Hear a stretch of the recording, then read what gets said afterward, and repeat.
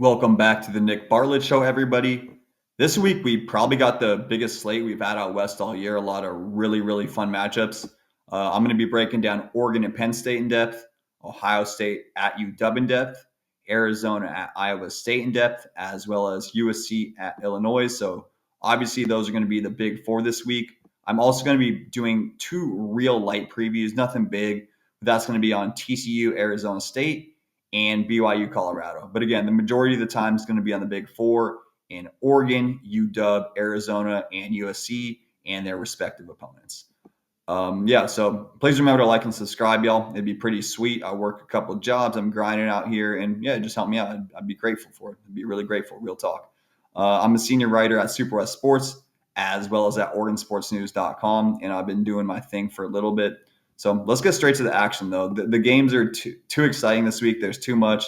I ain't even got time to joke around. I just want to get straight to some ball. So obviously, we're going to start with, I would say, you could go UW, Ohio State, you go Oregon, Penn State, depending on your region. Me personally, I'm thinking Oregon, Penn State's a bigger matchup. I think most people would agree with that. UW's obviously not ranked for whatever reason. So we'll start with Oregon and Penn State.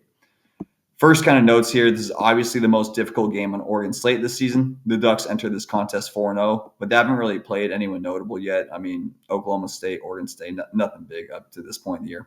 Always nice to beat a rival, but obviously Oregon State hasn't won a game yet, so it's not too big of a test. Dante Moore has gotten off to a quick start, but we don't necessarily know who he is yet. Again, we just haven't seen him play real competition. Moore is thrown for 962 yards, 11 touchdowns, and 1 interception. This is going to be tested real quickly because Penn State is one of the best defenses in the country. So the decision making needs to be quick. And I think this is oftentimes the biggest between a college and an NFL quarterback. He needs to be quick. Obviously, this isn't the NFL, but at like a semi-pro level, these slants need to be out. You're not going to be sitting down back in the pocket 1,000, 2,000, 3,000, 4,000. Look through 6 reads. This is a boom, boom, get the ball out, or you're probably getting hit. You're probably getting hurt against a team like the Nittany Lions. So really interested to see how quick his decision making is going to be in this contest. The Nittany Lions are led up front by Dennis Sutton. Dennis Sutton was an absolute beast last season, doing the same thing again this year. In 2025, this season, he has 4.5 tackles for loss, 2 sacks, 2 pass breakups, and 2 forced fumbles. I didn't even know you could get pass breakups on the defensive line. I guess technically you can. Maybe they're doing some kind of weird drop back zone coverage, but that's really impressive. That's some stuff I'd be doing in Madden or not hard back in the day. Another player to know on Penn State is linebacker Amari Campbell. He leads the team with 22 tackles, and Penn State's defense is only allowing 5.7 points per game. 5.7 points per game. Obviously, we're early in the year. You'd expect that number to go up after this matchup, but that's really low. For Oregon, my main thoughts on this game is that they may need Decoring Moore to make a big play. I just think this game, Penn State might not have the explosive playmakers that Oregon has, or what really Decoring Moore is. I think he could actually really be an impact player in this contest.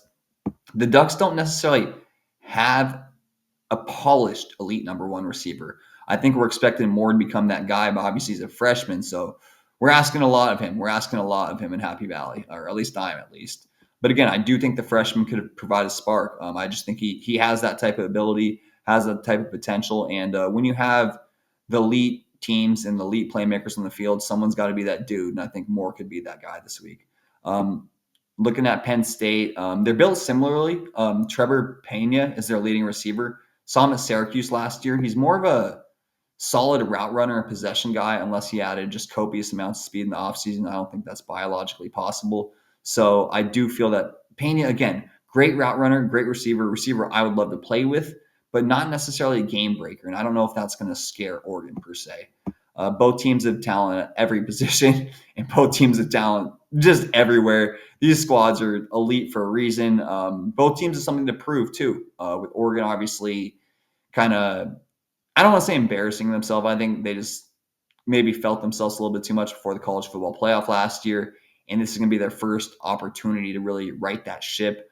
I think they just got confident because they beat Ohio State the first time and maybe overlooked them the second time. That's a common aspect in sports, particularly when you're dealing with young kids. Pros might know a little better, but even at that level, it's human nature. So you're looking at Oregon, they're going to redeem themselves from the college football playoff last year.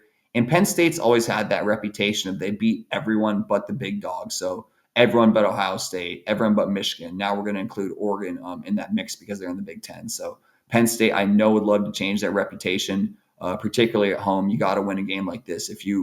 They're already elite, but if you want to get to that next top tier college football, this is a game that Penn State is definitely going to win.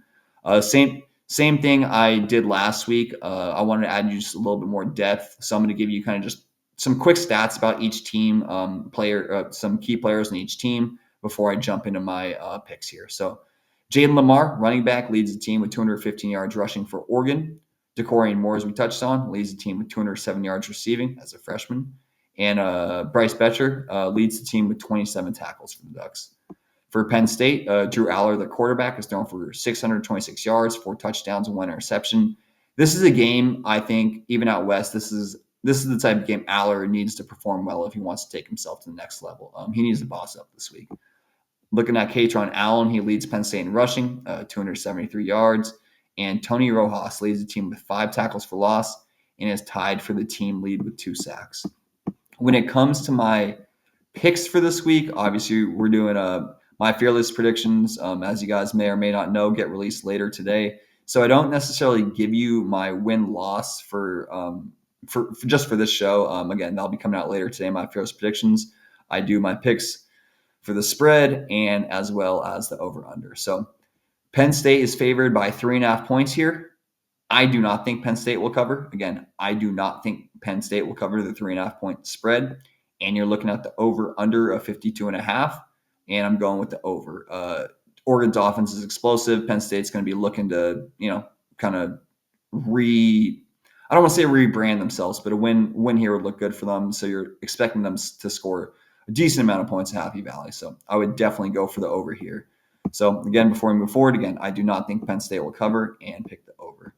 Next game we're going to be talking about is my school's rival, but a team I respect and really think should actually be in the top 25. Really, really confused as to why the Huskies aren't in the top 25. When you got that combination of Damon Williams, Denzel Boston, and Jonah Coleman, but let me not blow all my notes for the game here. But do feel that UW's getting a little disrespected early in the season. And keep in mind, this is coming from a Cougar. That is a good offense. We'll see about their defense, particularly this week against Ohio State. That is a darn good offense that UW has this year. Looking at, again, this matchup, Ohio State-Washington. Obviously, Ohio State's going to be favored. I'll give you my pick at the end. But Washington is much better than last season. But we're really about to find out if they're college football playoff worthy. We're going to find out quick. My dad's from Ohio, so I understand the importance of Ohio State football and always have. And UW just, how good are they really? Is this a team from a couple of years ago, the Michael Penix Jr. type, the Michael Penix Jr. led squad with Kalen DeBoer, or are they more of a classic UW team that's going to get 10 wins, big time bowl berth, but maybe not necessarily the college football playoff type team? That's what this game is going to help indicate a little bit. Again, the Huskies have gotten off to a hot start this year, and their offense has really looked unstoppable. UW scored 58 points against Washington State a week ago. The Huskies didn't punt once, and the offense really held it down because the Cougars' offense was actually able to move the ball. And again, they didn't punt. I mean, UW's offense has literally been virtually unstoppable against lesser competition. It should prove interesting to see if Ohio State can slow down Washington's offense. I think they're just the first team that can handle them athletically. It's the speed of Damon Williams Jr. combined with the physicality of Jonah Coleman. It's really just stifled anyone who can't athletically compete. And for me, I consider UW like the Baltimore Ravens of the college football because you have such a fast quarterback in Damon Williams, and then you're combining that with the power of Jonah Coleman. Shouts to the guy on Twitter who I will respond to after this. Usually I'm good about responding. He made a good point. Why isn't Jonah Coleman in the Heisman? I'll have some of his stats later. I think Jonah Coleman is definitely – I think he might be the most underrated back nationally. He's built like Marshawn Lynch. He's got some quickness. He's not next level fast, but he's strong enough where that really doesn't matter at the collegiate level. He's just a freak. So I'm a little bit confused as to why he's not in that Heisman talk. I agree with you, guy on Twitter. I'm going to respond to you later. My bad not getting back to you. Denzel Boston, wideout, has also proven a dangerous number one. Just big body, really solid receiver. I don't think he's quite the level of a Roma Dunze, but again, good hands, big body, and he's going to make some plays. For Ohio State, it's all about their duo of receivers. Jeremiah Smith is probably the best wideout in college football, maybe even the best single player in college football. He's complemented by Carnell Tate on the other side. For me, looking at UW, you're hoping Officiant's price talk can slow down one of these guys. You're obviously not going to be able to stop both of them, slow down both of them, but maybe one of these guys, price talk, can maybe help out. We'll have to kind of see if another UW secondary player makes a name for themselves in this contest. But Price Talk is the guy who's got to hold one of them down. If not, it could be a really tough day in Seattle. Julian Sains starts at quarterback for the Buckeyes. He's thrown for 779 yards, 8 touchdowns, and 3 interceptions. Ohio State features 2 players at halfback, Bo Jackson, and they have a short yardage guy, C.J. Donaldson. Ohio State opened the season against Texas, so they do have big game experience. And this might, that almost gave away my prediction. Let's not do that. But yeah, again, Ohio State has big game experience with that match against Texas, so they're going to be ready. And they're even though they're defending national champions, I think that UW's home field is respected enough that they're not going to overlook this team. They better not. Big mistake if they do. Again, look at the stats here for UW. Demond Williams Jr. is thrown for 778 yards, 6 touchdowns and no interceptions. I forgot to write down how much he's rushed for. I'm sure it's a decent amount. Again, he's a true dual threat option. He's lightning fast. So that's my mistake for not getting that one in there. Jonah Coleman leads the team with 347 yards rushing and leads the country with 9 touchdowns. That's the guy on Twitter who told me that he leads the country with 9 touchdowns. So don't quote me on that. But he does have 9 touchdowns, and if that leads the country, it seems pretty accurate. That's a heck of a lot of touchdowns, 3-4 games in. So seems real, but don't quote me on that one. But 9 touchdowns for sure. And as we touched on, Denzel Boston leads the team in all receiving categories, 16 receptions, 249 yards, and 3 touchdowns. For Ohio State, Bo Jackson, I know it's weird every time I say it too, but yeah, Bo Jackson leads Ohio State in rushing with 217 yards. Jeremiah Smith leads Ohio State in receiving with 20 catches for 315 yards. Also tied for the team lead in touchdown receptions with 3. And Carnell Tate, opposite of him, has 12 catches, 219 yards, and tied Smith with 3 touchdowns himself. So my pick for this game, I do think that Ohio State is going to cover, plain and simple. These are the Buckeyes. They're absolutely phenomenal. They're one of the best teams nationally. I mean, they're the defending national champions, for crying out loud. I mean, you just don't have an opponent like this every day. I believe they're favored by 6.5 as I'm kind of scrolling up through my notes here. Let me see. Is it 6.5? Oh, 8.5. Excuse me. Ohio State is favored by 8.5 points. Again, I do think they will cover. And with the over-under at 52.5, I'm going with the over. That's a lot of overs in a row. Guys, I do have some unders in here this week. I had like 4 overs last week. I know I got some unders in here this week. But for this particular matchup, again, I do think Ohio State will cover. And I'm going with the over. Again, UW's offense is explosive. Ohio State's Ohio State. So you're thinking 52.5. That number should be shredded. Particularly with the Seattle crowd, you'd expect us to score some points, and Ohio State will respond. We just don't know enough about UW's defense yet. And with all love to my alma mater, WSU's offense hasn't looked too good this year. And the fact that they're moving the ball against the Huskies, it's a little bit of area concern if you're a UW fan. So curious to see how their defense performs against a real opponent like Ohio State. But bottom line, again, you're looking at, first off, I want to say one more time, Washington is much, much, much better than last year. And I don't think people realize that yet. I really don't think they realize. But again, I do think Ohio State will cover, and I'm going to over in this contest. On to game number 3 of the Big Four. 4, 5, 6.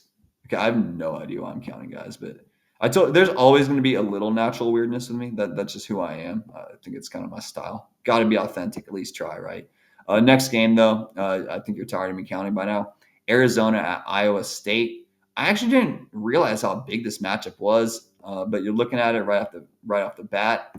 With the 2 big matchups this week, this game might get overlooked, as I overlooked it myself before I really kind of did my research. But it could prove a program-defining win for Arizona, particularly with Brent Brennan taking over, having a real tough year last year. They go to Iowa State and get a victory. Wow. Just wow. The Wildcats have gotten off to a fast start, but they've not seen a team like Iowa State yet. The Cyclones haven't necessarily looked amazing this year, but they have beaten 2 noteworthy opponents. They opened their season beating Kansas State. Arizona also beat Kansas State. I want to make that clear. But Iowa State had that weird opener in Ireland where they won by 3 points against K-State. And they've also taken down Iowa. That's the big one to me, is that they beat their rival Iowa. Iowa and Kirk Friends, never easy out. So that's a notable result.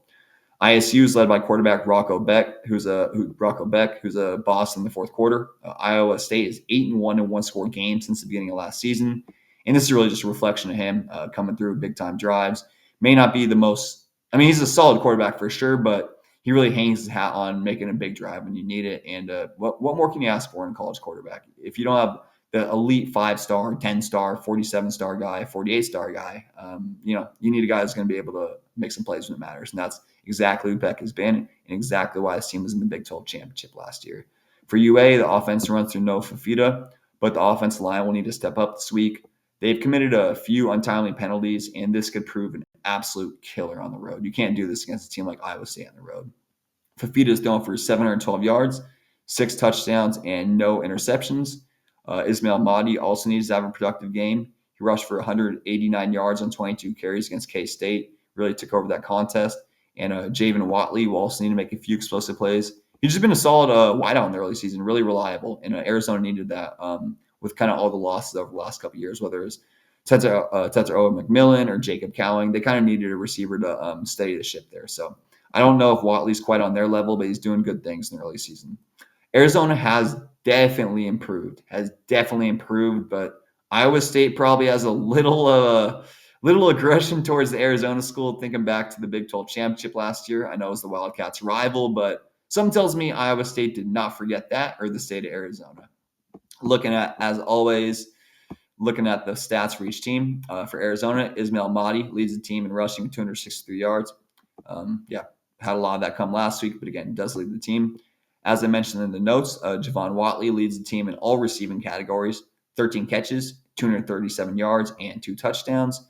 And Genesis Smith leads Arizona with 19 tackles. He also has an interception.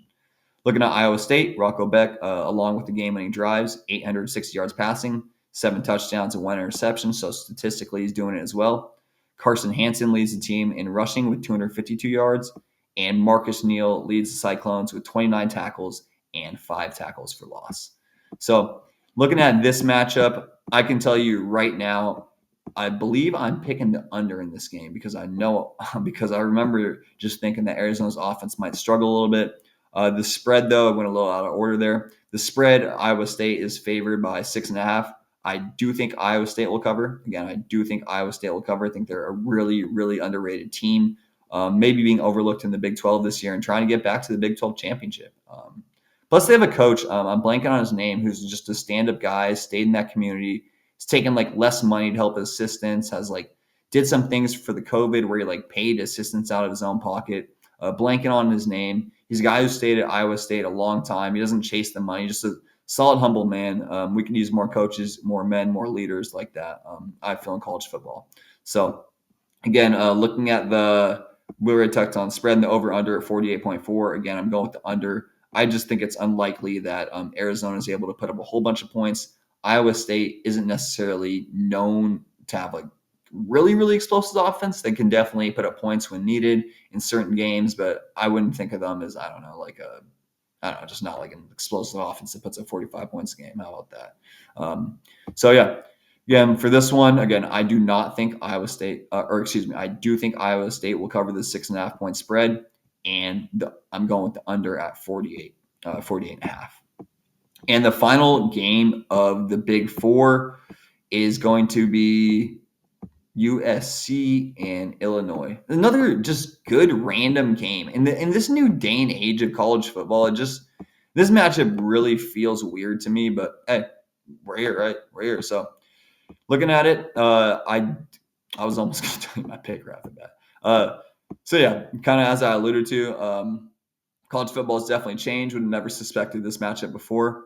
Just a ranked USC-Illinois matchup feels out of place. Illinois is ranked? What? But hey, game should prove an opportunity for the Fighting Illini to make amends for what happened last week. Illinois got decimated by Indiana in the East Chicago rivalry.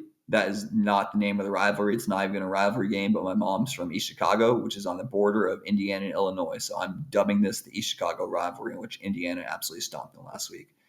The key for for UI is protecting Luke Altmaier.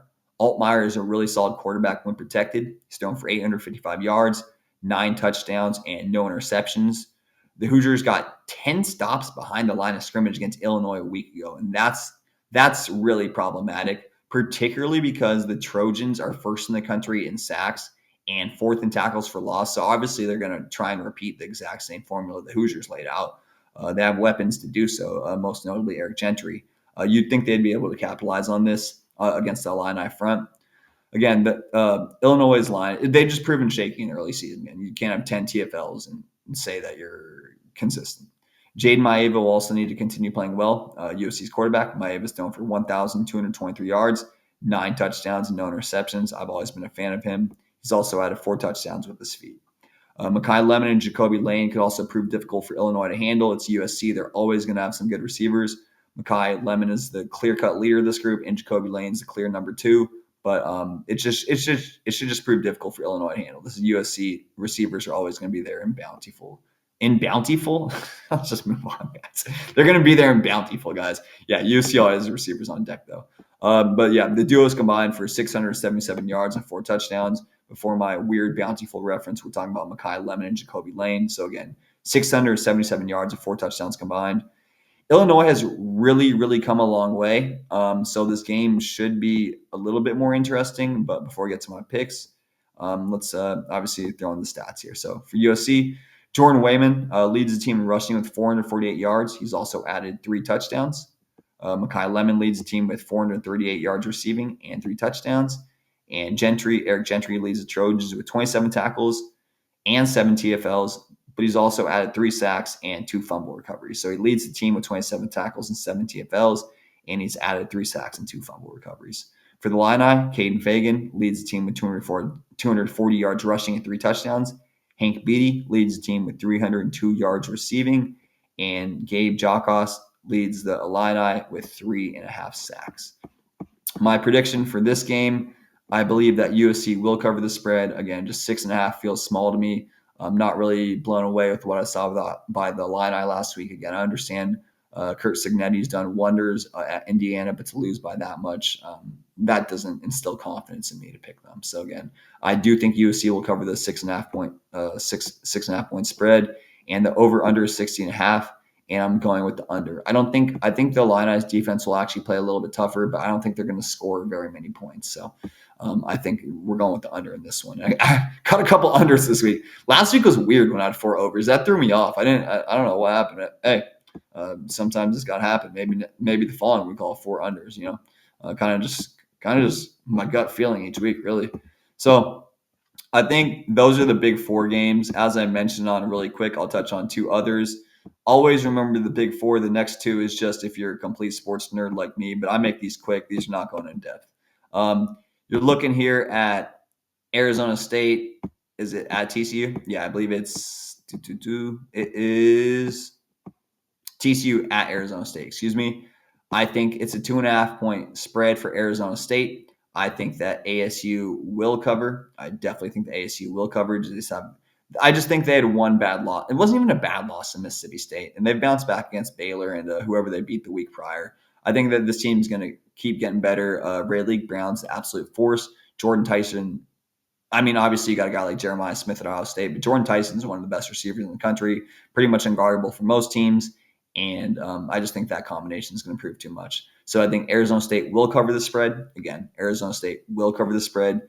And the over-under is going to be 55.5, and I'm going with the over. Yeah, going with the over on this one for sure. Again, I think ASU is going to put some points up, and TCU has a really good passing offense led by Josh Hoover, so some points should be scored in this game. Last game we're going to touch on briefly because any college football show in this day and age can't be complete without Deion Sanders. We have BYU traveling to Colorado, I believe, and for this matchup, yeah, it is. They are traveling to Boulder.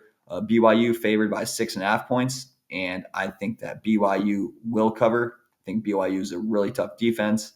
I know they have a really tough defense.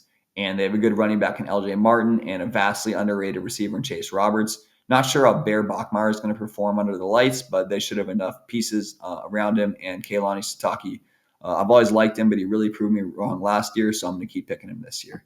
Looking at the over-under, 49.5, I'm going with the over. Caden Salter got his starting job back last week against Wyoming after being benched against Houston. So I'm thinking he will come back and put up some points. Not sure if he'll win the game, but I think he'll put up some points. This is a little bit tricky of an over for me because I don't think a BYU is an offensive powerhouse, but I'm trusting on Bear to make a few plays and Colorado to keep close enough that, that they score more than 49.5. So that's it for these two games. But again, I do think BYU will cover and pick the over. So quick recap here, guys. Again, thank you guys for watching the Nick Bartlett Show. I appreciate y'all. I put a lot of work into this show, and I just want to give you guys the most college football information I can, really. I think in a lot of day and age, there might be agendas to shows, and I'm just trying to give you my best games, real talk, and nothing else to it, really. Just trying to give you my best game, guys. Thank you guys, everyone, for watching. Again, recapping my picks. Penn State will not cover and pick the over. Penn State will not cover and pick the over. Ohio State will cover and pick the over. Ohio State will cover and pick the over. Iowa State will cover and pick the under. Iowa State will cover and pick the under. And USC will cover and pick the under as well. And USC will cover and pick the under as well. All right, guys.